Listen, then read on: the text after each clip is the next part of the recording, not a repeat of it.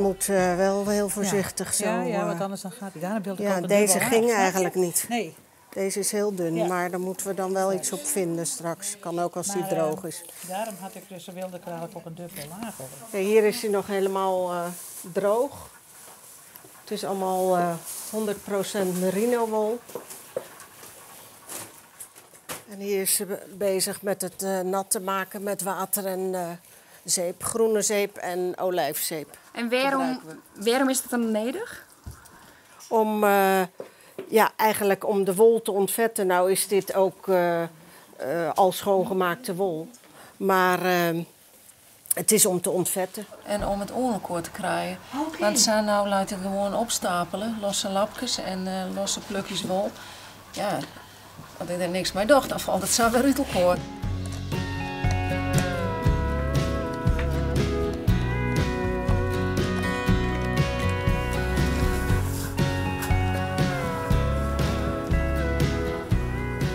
Dus dit nu al vanuit de jaren 70? Ik heb het in de jaren 70 dien.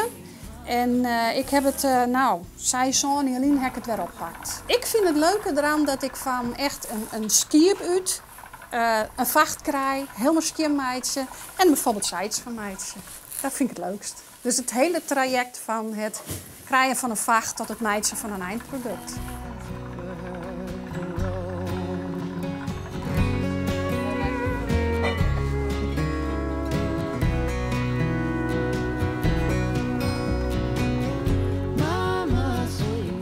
Zit hier nou bij Linda.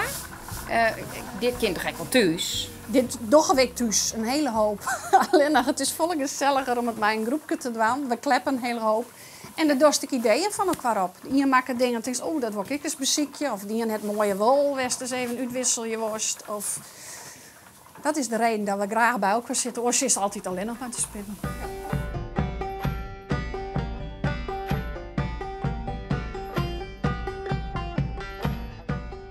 Als je zwart eronder doet,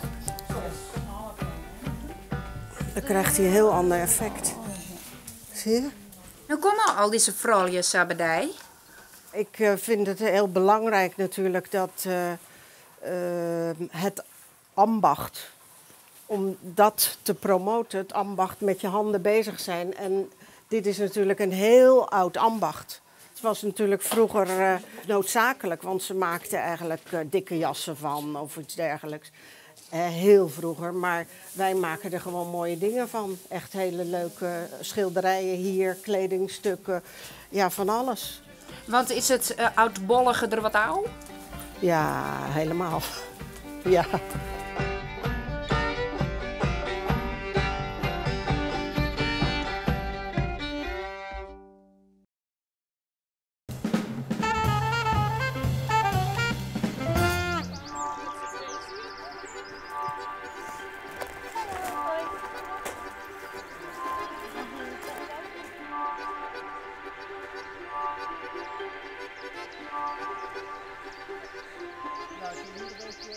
Nou, mooi dat jullie er zijn. Welkom op de dorpstuin en bij de bijen, want daar gaat het vandaag even over. Ik ben hier dus Imke, ik hou bijen en daar ga ik jullie even iets over vertellen. Die bijen die zorgen voor bestuiving. En zonder bestuiving hebben wij geen eten. Want als je nagaat, alle fruitbomen die hebben bestuiving nodig. Zonder bijen hebben we eigenlijk helemaal geen appels, geen peren, niks van dat alles. Maar ook andere producten moeten bestoven worden. Dus de bijen die zijn enorm belangrijk.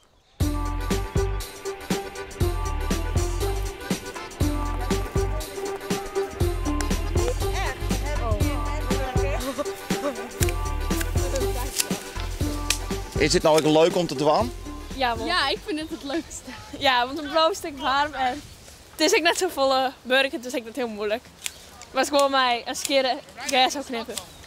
Maar ik kan me toch echt heugen. Doe ik mijn hart en mijn vragen van worstel even in de tuin gaan, dan vond ik het net echt leuk. Nee, ik vind het is echt nooit leuk, maar ik weet nooit de echt knippen. Dat is bijvoorbeeld leuker dan gewoon in de tuin het onkruid eruit houden. Dat vind ik echt helemaal niet leuk. Onkruid. En wat voor tuin hebben je hier nou? Een licht squaltuintje. We hebben zelf een ontwerp voor maken en daar planten we er zelf al je dingen in. En dan elke keer komen we hier dus in Grien, 2 weken volgens mij. En dan helpen we echt mij via de verzorging van de Gruttentuin. Wordt heel hard draaien en drukken. Draaien en drukken. Ja, en dichter eraan. Dichter tegenaan gaan staan. Nou, hey, Niels, ik even een uitlezen horen van een imker. Die bijen die binnen echt belangrijk. Kist u uitlezen waarom? Nou, als je een plant hebt die geeft bloemen en je hebt een mannelijke en een vrouwelijke plant. Alleen de vrouwelijke plant die kan geen vruchten produceren zonder dat ze bestoven is door de mannelijke plant. En dat doen de bijen dus. Dus die mag je net voor het jaar, daar mag je juist blij mee Daar wezen. moet je blij mee zijn. Want die brengen dan van de mannelijke plant het stuifmeel over naar de andere. Wat ben je me ontdwan? De plantjes tussen de sla weghalen. Die toren. Dat die staan er nog van vorig jaar, alleen ze zijn vergeten alles eruit te halen. En die zijn dus nu opgegroeid en die moeten er tussen weg. En hoe weet je hem nou wat je hem dwam had in de tuin? Ben je hem experts of hebben je hem les horen? Nee, dat vertellen ze gewoon. Ze zeggen van jullie mogen dit doen en dan verdelen ze de taken. En dan neemt hij ons mee en dan moet je het gewoon laten zien wat je moet doen. Dan krijg je wel uitgelegd. We gaan komkommer, aardappel, bientjes, bieten, gesmekte spinazie. En ui. Nee, deze kan ik naar mijn bedrag erin halen. En wordt het nou eigenlijk een leuk moment dat het moment eindelijk komt dat je hem de groente van de tuin helle kennen en dat je hem het zelf ook prullen maaien? Ja, tuurlijk. Want dit doen we, dan zijn we hier de hele tijd mee bezig. En dan als het dan af is, dat is toch wel dan weer leuk als het dan kan ook proberen. Ja.